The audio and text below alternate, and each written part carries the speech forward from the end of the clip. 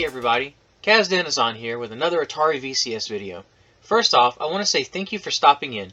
Today we'll be looking at emulation on the Atari VCS. Before we get into it, please subscribe and smash that like button. As a small YouTuber, every little bit does help.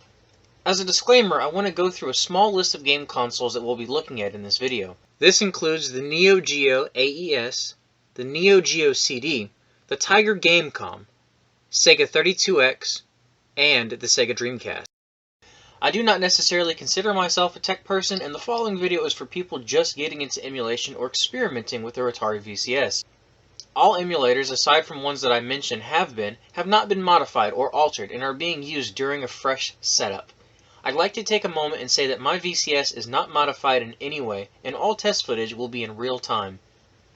I in no way condone piracy or theft and must therefore mention that I will not be discussing where to find ROMs or where to download these emulators. Emulation can be touch and go, especially if you're not familiar with the communities that support them or the people who develop them. So, some can be as simple as booting it up and playing, and others require a lot of extra work with the settings. I am not technologically inclined as the average computer guy, and therefore have spent the last 2 months testing out these emulators as an amateur to both learn and get a true experience. So please, by all means, leave a comment if you'd like to express your opinion, or if you think I may have missed anything. Moving on to the specs that we are working with today. Currently, my operating system is Windows 10, which is a 64-bit install. The system that I am using is an Atari VCS 800 with stock hardware. RAM consists of 8 GB, and my hard drive that I am using is an ADATA Pro 1 TB. I'll include a link in the description for anyone who would like to buy one.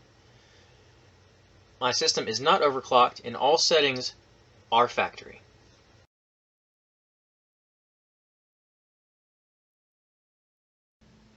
The Tiger GameCom is a console that doesn't get a lot of love from the gaming communities, and like its predecessors, the Tiger R-Zone, was responsible for the fall of Tiger Electronics in the gaming market. The GameCom emulator and debugger is an emulator that hasn't seen an update since late 1998. Whether it be my lack of knowledge towards the emulator, or it be the emulator itself, the GameCom emulator and debugger seems to be unable to play or register any GameCom ROM files. Even traditional TGC files will boot but not load. I took the liberty of exploring other options through MAME but yielded 0 results. MAME couldn't register the TGC files, and loading it manually didn't help either. I assume I'm missing a key file of some sort, or perhaps I'm just not using the proper BIOS file. I experienced the same issues with NeoGeo AES and CD, but managed to get them running just fine. If anyone has information about GameCom emulation, please leave a comment below. Your information will be appreciated. Acquiring BIOS files falls under piracy, as they're typically ripped straight from the original source material. However, NeoGeo Universe falls into somewhat of a gray area. By going to their homepage, you'll find fan-created BIOS files for the NeoGeo AES and NeoGeo CD. You can download these BIOS files and then drop them into the system folder of RetroArch. Make sure to make separate folders for Neo AES and Neo CD. For those of you who may be unfamiliar, NeoGeo is basically the Cadillacs of home consoles, housing nearly arcade-perfect ports of popular arcade games. This is Twinkle Sprites, a simple cute-em-up with colorful graphics and tons of sprites. Emulation for this game is smooth and crisp. I've not experienced any issues thus far.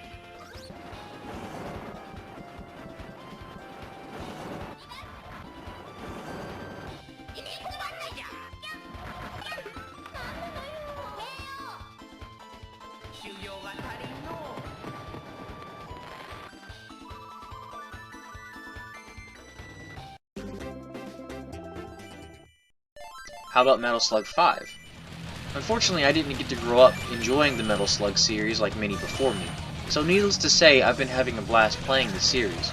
For the AES versions, the games run fantastic with minimal slowdown and hardly any issues.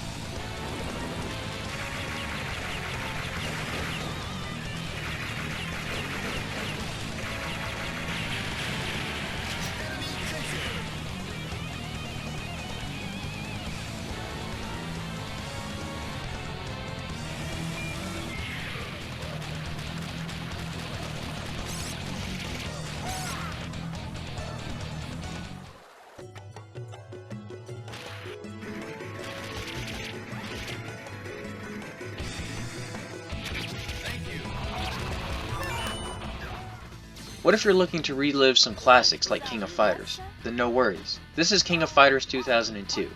It, and its other versions as far as I can tell, play great. Inputs are responsive, audio seems fine in comparison to original gameplay footage, and unless you are a diehard NeoGeo fan, you'll never really notice any audio issues.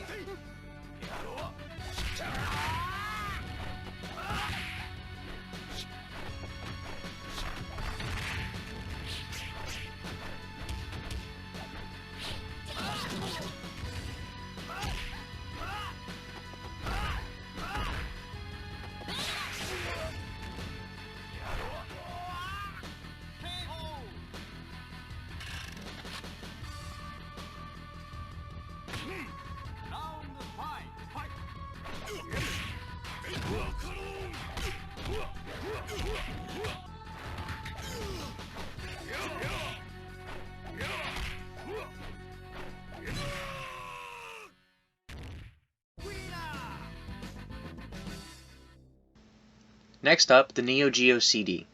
When loading NeoGeo CD, you'll need to make sure that the system is set to CDZ.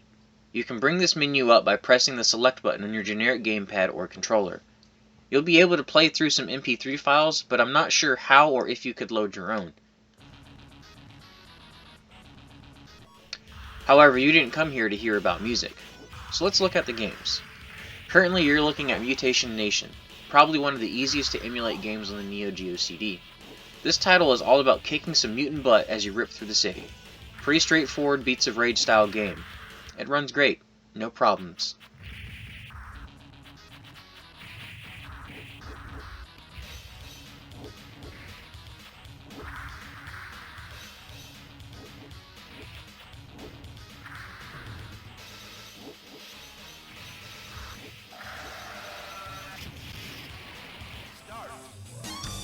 Metal Slug 2, on the other hand, appears to be experiencing some issues. When playing the game originally, I didn't really notice the lag in animation as I was frantically trying to keep up and shoot everything in sight.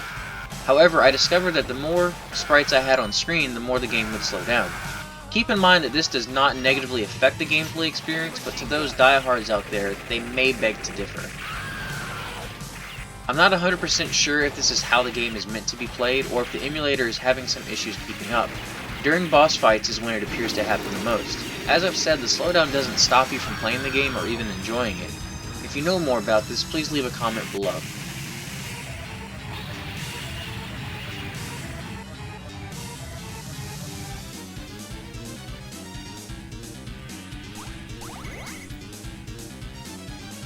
Mission complete. Next, the Sega 32X. In the last video, we took a look at Virtua Fighter on the Sega Saturn, the other 32-bit console for the Sega life cycle. Unfortunately, emulation for the Saturn is not all that great, and the emulator we were using didn't function accordingly. As a huge fan of Virtua Fighter, being able to play the original on my Atari VCS was a blast from the past. Granted, the 32X doesn't have as smooth of textures as the Saturn.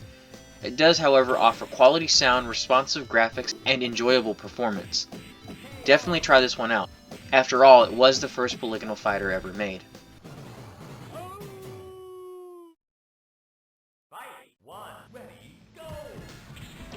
What about something a little bit more fast-paced? How about Knuckles Chaotix? It's definitely not a Sonic game, but it's enjoyable to say the least, although it did take me a minute to adjust.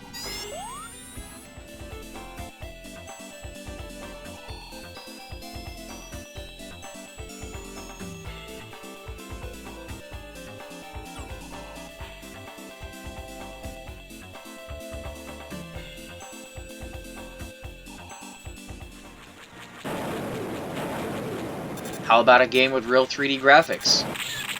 Star Wars Arcade has seen many remakes since its release in the Atari arcades. For the Sega 32X, this gem will run fine on your Atari VCS. I played this game for a while and experienced zero problems during gameplay. Even the digitized voices came through just fine.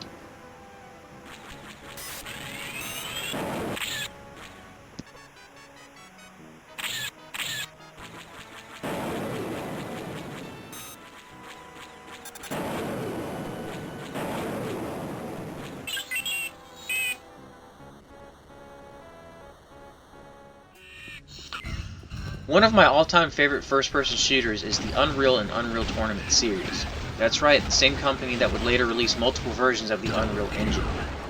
Deviating away from RetroArch, we are now using Flycast for the Sega Dreamcast. Gameplay is fast, clean, and 98.9% accurate, with the only issue I've experienced being textures glitching in some places.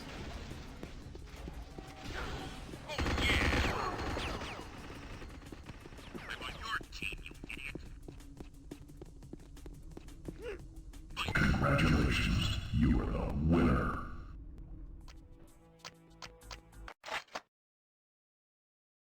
One cool thing to note about Flycast is that if your Atari VCS is connected to Wi-Fi or Ethernet, the emulator picks up on this and will immediately load the homepage for Unreal Tournament. You can browse around and mess with settings. You'll be able to use the Dreamcast browser as well if you choose to emulate it. Flycast is seen as one of the best, if not the best, emulator for the Sega Dreamcast. It supports 95% of the library, but games like Psychic Force 2012 will not load. I've tested over 150 titles for the Dreamcast, and thus far, Psychic Force 2012 is the only one I haven't been able to load and play. Definitely a great emulator. Perfect? No. But great? Yes. Upon further inspection, I discovered that the servers can be accessed. If someone was to open a server for Flycast, then the chances of playing against others through the internet is present. Unfortunately, this is beyond my expertise. If anyone plans to make one, let me know. Seriously, I will be there immediately.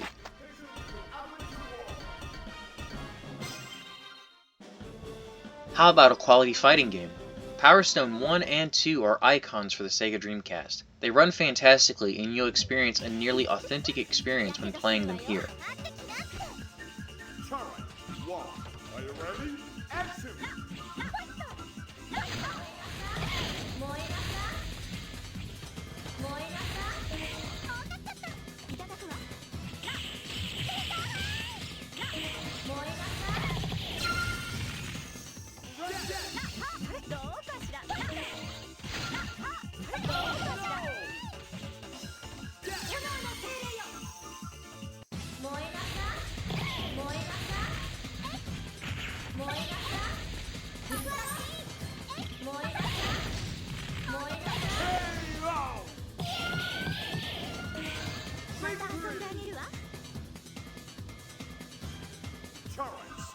Select your Viper. You are currently looking at Fighting Vipers. Fighting Vipers is one of my favorite fighting games for the Saturn and Dreamcast. I'm a fan of Honey or Candy, depending on which version you play, and Coon. Frame rate is great, textures are great, sound is great. The response time is spot on. I've experienced no issues playing this game either. Definitely a good one to pick up and emulate.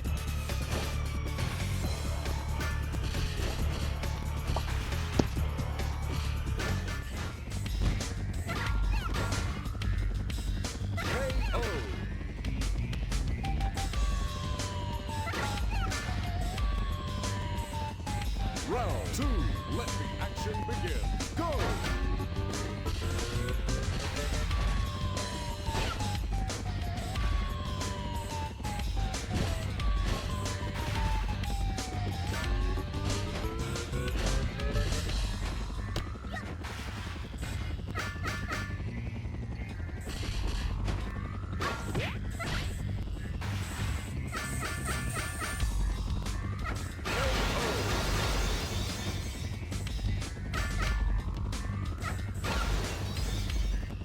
You lose.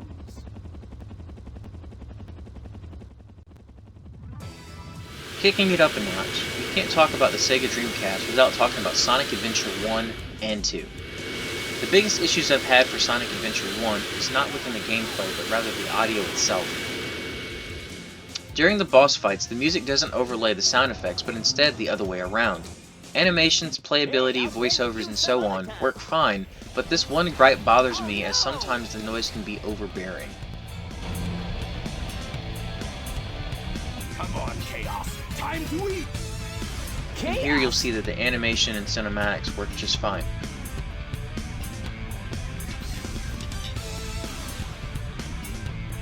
Oh no, isn't that the same monster I saw the other day?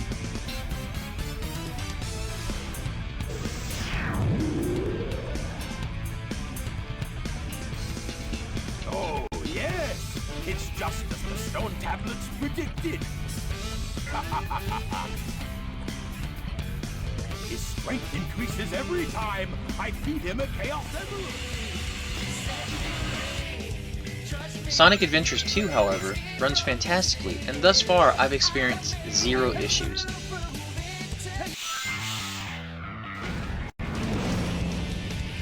Even when the screen is loaded with moving objects and textures, the game still continues to run fine.